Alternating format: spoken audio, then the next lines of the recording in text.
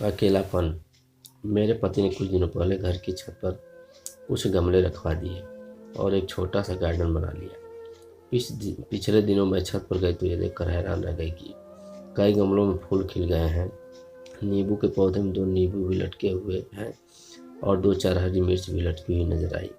मैंने देखा कि पिछले हफ्ते उसने बांस का जो पौधा गमले में लगाया था, उस गमले को घसीट कर दूसरे गमले के पास कर रहे थे।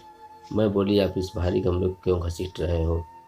पतिदेव ने मुझसे कहा कि ये बांस का पौधा सूख रहा है, इसे खिसका कर दूसरे पौधों के पास कर देते हैं। मैं हंस पड़ी और कहा, अरे पौधा सूख रहा है तो खाद डालो, पानी डालो, इसे खिसका कर दूसरे पौधे के पास कर देने से क्या होगा?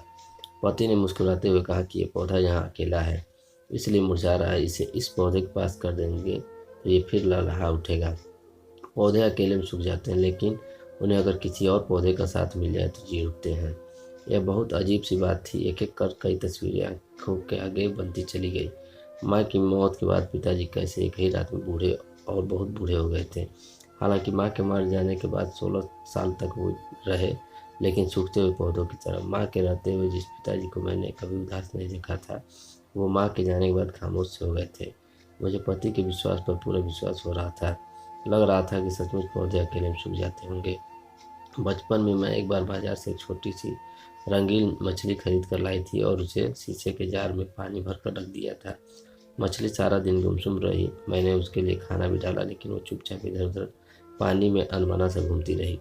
सारा खाना जार की तलहटी में जाकर बैठ गया। मछली ने कुछ नहीं खाया। 2 दिनों तक वो ऐसे ही रही और एक सुबह मैंने देखा कि वो पानी की सतह पर उल्टी पड़ी थी। आज मुझे घर में पाली वो छोटी सी मछली याद आ रही थी। बचपन में किसी ने मुझे ये नहीं बताया था। अगर मालूम होता तो कम से कम 2 या 3 या ढेर सारी मछलियाँ खरीद कर लाती और मेरी वो प्यारी मछली यूँ तनहा न मर जाती। बचपन में माँ से सुना था कि लोग मकान बनवाते थे और रोशनी के लिए कमरे में दीपक रखने के लिए दीवार में इसलिए 2 मुखे बनवाते थे, क्योंकि माँ का कहना था कि बेचारा अकेला मुखा गुमसुम और उदास हो जाता है। मुझे लगता है कि संसार में किसी को अकेलापन पसंद नहीं है। आदमी हो या पौधा, हर किसी को किसी न किसी के साथ की ज़रूरत होती है। आप अपने आसपास झांकिए, अगर कहीं कोई अकेला दिखे तो उससे अपना साथ दीजिए, उसे मुरझाने से बचाइए। अगर आप अकेले हो तो आप भी किसी का साथ लीजिए। आप खुद को भी मुरझाने से रोकिए।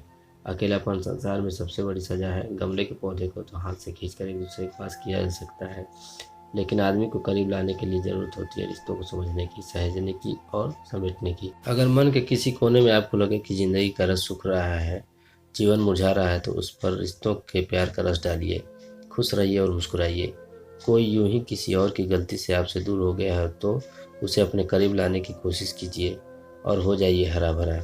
दोस्तों, अगर आपको यह कहानी अच्छी लगी तो कृपया इसे लाइक करें, चैनल को सब्सक्राइब करें और दोस्तों के साथ शेयर भी करें। धन्यवाद।